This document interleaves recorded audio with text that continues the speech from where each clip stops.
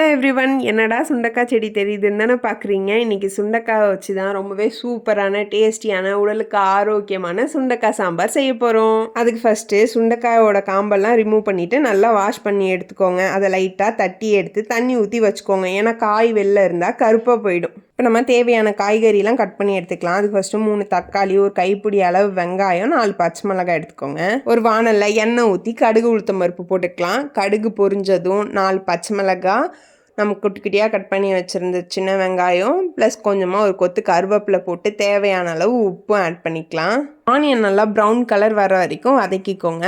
நல்லா brown colour வந்ததுக்கப்புறம் நம்ம கட் பண்ணி வச்சுருந்த டொமேட்டோவும் இதில் ஆட் பண்ணிக்கலாம்.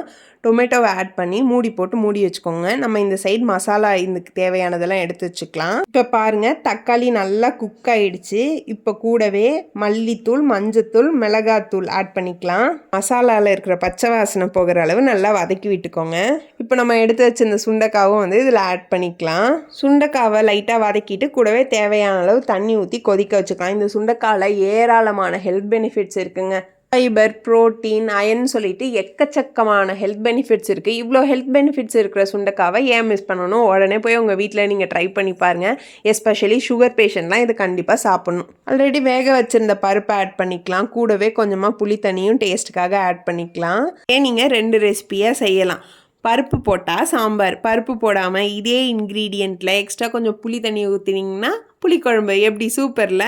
ஃபைனலாக துருவி வச்சுருந்த தேங்காய் வாசனைக்காக கொரியாண்டர் லீஃப் போட்டு சர்வ் பண்ணி பாருங்கள். சும்மா அப்படி இருக்கும். நீங்களும் செஞ்சு பார்த்துட்டு எப்படி இருக்குன்னு மறக்காமல் கமெண்ட் பண்ணுங்கள்.